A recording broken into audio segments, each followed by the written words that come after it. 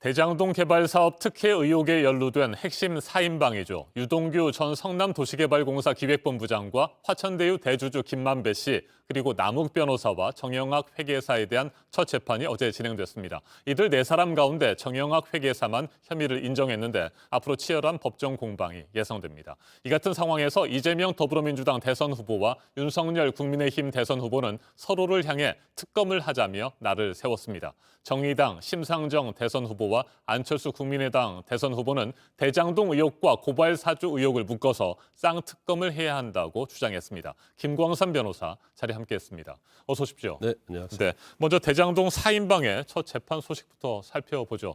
이들 4사람은 배임죄 공범 혐의를 받고 있습니다. 그러니까 민간 사업자인 화천대유와 관계사들이 수천억 원의 이득을 챙길 수 있도록 하고 성남도시개발공사에는 그만큼의 손해를 끼친 혐의 아니겠습니까? 네, 이제 어제 재판이 있었어요. 근데 네. 어제 재판은 이제 정식 재판은 아니고 공판 준비 기일이었습니다. 그래서 공판 준비 기일은 정식 재판을 하기 전에 앞서서 앞으로 쟁점을 어떻게 정리하고 이제 범죄 사실에 대해서는 뭐 부인하는지 인정하는지 이제 그런 것들을 전반적으로 이제 준비하는 절차거든요. 네. 그래서 어제 정영학 회계사는 뭐 대체적으로 공소시효 인정했고요. 대장동 개발은 이제 4인방이라 할 수 있는 뭐 김만배, 유동규 전 본부장, 남욱 변호사 이들은 뭐 거의 아직 기록이 입수가 되지 않았다. 그러면서 다음 기일에 얘기를 하겠다. 이제 그래서 어제 뭐 재판기일은 크게 뭐 중요한 건 없어요. 하지만 이제 결과적으로 보면 이제 배임 혐의에 대해서는 네 명이 공범 관계에 있는 거거든요. 그런데 정영학 회계사는 인정을 했고 나머지는 아마 부인으로 갈 가능성이 있다.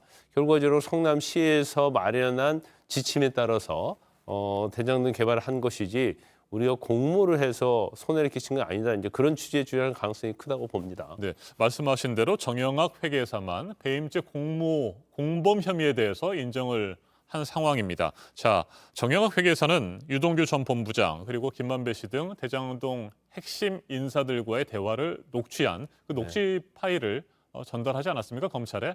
이 녹취 파일, 녹취록이 이번 재판에서 굉장히 중요할 것 같은데 어떻게 생각하세요? 지금 검찰 수사 과정을 보면 거의 대부분의 수사가 정영학 회계사의 녹취록을 따라가는 수사를 했어요. 그래서 이제 녹취록 자체가 증거 능력과 증명력에 있어서 굉장히 중요한 역할을 할 것이다 이렇게 볼 수 있고, 그다음에 이제 이 녹취록만 있는 것이 아니고 이를 뒷받침할 수 있는 정영학 회계사의 진술이랄지.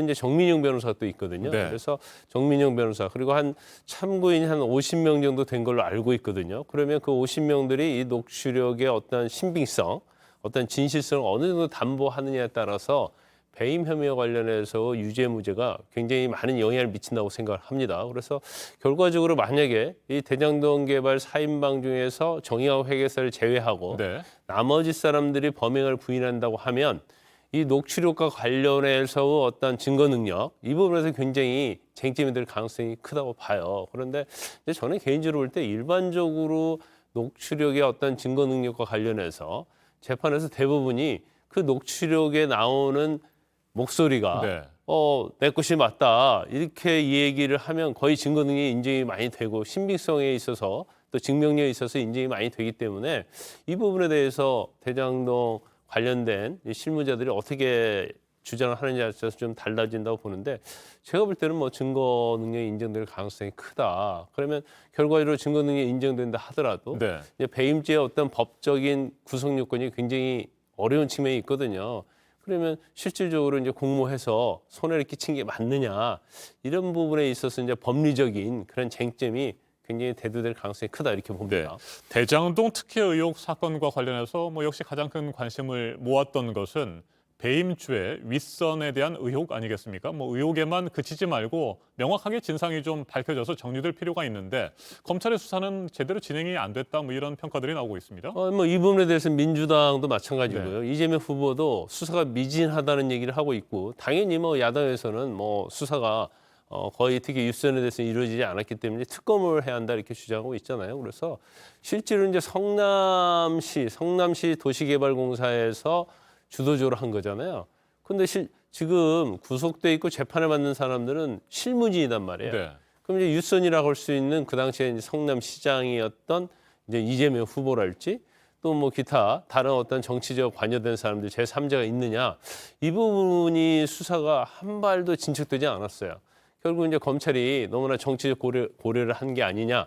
더구나 이제 대선에 이게 잘못하면 개입했다는 그런 인상을 받을 수 있기 때문에 이 부분에 대해서 너무 몸을 사렸던지 아니면 스스로가 굉장히 사명감을 가지지 못하고 수사를 축소한 그런 뭐 인상을 지을 수가 없거든요. 그렇지만 결국 뭐 이재명 후보도 마찬가지고 야당도 마찬가지고 특검을 하자 거기는 일치된 의견이 있기 때문에 물론 이제 시기적으로 보면 대선 전에 특검이 끝나는 것은 이제 거의 불가능해지긴 했어요. 그렇지만 어떤 경우이든 간에 대선 전이든 대선 후이든 특검은 갈 수밖에 없고 특검의 결과에 의해서 관련된 제3자 유선의 운명이 결정지어질 것이다 이렇게 봅니다. 네, 민주당 이재명 후보는 특검을 피하는 자가 범인이다 이렇게 주장을 했고요. 국민의힘 윤석열 후보는 딴소리 말고 당장 오늘 특검을 하자 이렇게 얘기를 했습니다. 뭐 앞서서도 말씀을 하셨습니다만 양당 두 후보가 특검에 찬성한다고 한다면 지금이라도 곧바로 특검을 시작할 수 있을 텐데 어떤 뭐 셈법이나 이해관계 때문에 실제로는 시작을 못하는 걸까요? 일단 특검을 피하는 자가 범인이다 이 얘기는 야당에서 계속 해왔던 얘기 아닙니까? 그런데 다시 이재명 후보가 이 부분에서 역공격을 했어요.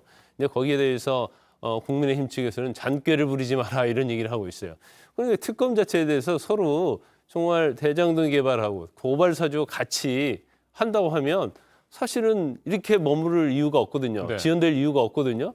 그러면 특검 후보 추천을 어떻게 할 것인지, 특검의 범위를 어떻게 할 것인지 이 부분이 사실은 어렵지는 않아요. 그렇지만 너무 정치의 셈법에 의해서 하다 보니까 시간이 많이 간 거고요.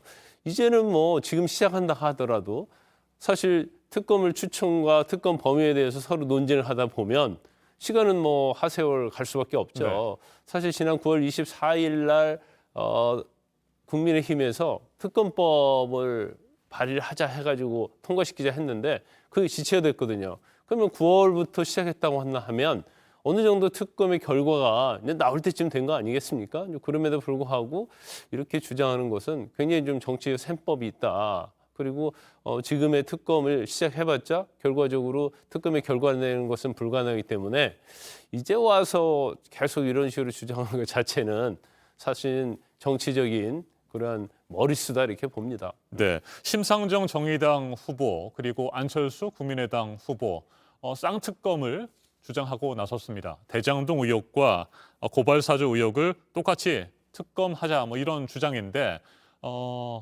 이들 두 명은 그렇다면 특검을 구성할 추천권을 제3지대로 넘겨라. 그러니까 자신들이 특검의 후보자를 추천하겠다 뭐 이런 입장인데 이건 가능하다고 보십니까? 저는 가능하다고 네. 일리가 있다고 봐요. 왜냐하면 지금 국민의힘이 됐건 민주당이 됐건 만약에 특검 후보를 추천한다고 하면 자기가 유리한 사람을 추천해서 하려고 할 거 아니에요. 그러겠죠. 더구나 특검의 범위 자체도 정당의 유불리에 따라서 굉장히 많은 시간을 합의하게 될 거예요. 논쟁을 하면서. 그러면 이 부분에 대해서 제3지대에 있는 뭐 정의당이랄지 국민의당 쪽에서 하게 되면 상당히 객관적 입장에서 할 수 있는 그런 토대가 마련된다고 봐요. 그러면 사실 특검을 하겠다는 거에 대해서 양당이 진정성이 있다고 한다면 이 부분에서는 전체적으로 일괄해서 제3지대에 있는 당에게 위임을 하고 뭐 특검 후보도 정말로 공정성 있고 독립성 있는 후보를 추천을 해서 특검이 이루어진다고 하면 아마 국민도 납득할 겁니다. 그런데 아마 양당에서 그 부분을 수용할지 아마 수용하지 않겠죠. 왜냐하면 그걸 주도권 자체를 갖다가 제3지대에 주면 결과적으로 본인들의 어떤 유불리에 본인들이 영향을 미칠 수 없기 때문에 뭐 그런 방향까지 가지 않을 가능성이 크다. 하지만 정말로 특검의 진정성이 있다고 한다면 뭐 그런 부분을 심도 있게 좀 고려를 해야 한다 이렇게 봅니다. 알겠습니다. 제3지대의 추천권 이 부분이 뭐 새로운 이슈가 될 수도 있겠군요. 오늘 여기까지 듣겠습니다. 김광삼 변호사였습니다. 말씀 잘 들었습니다.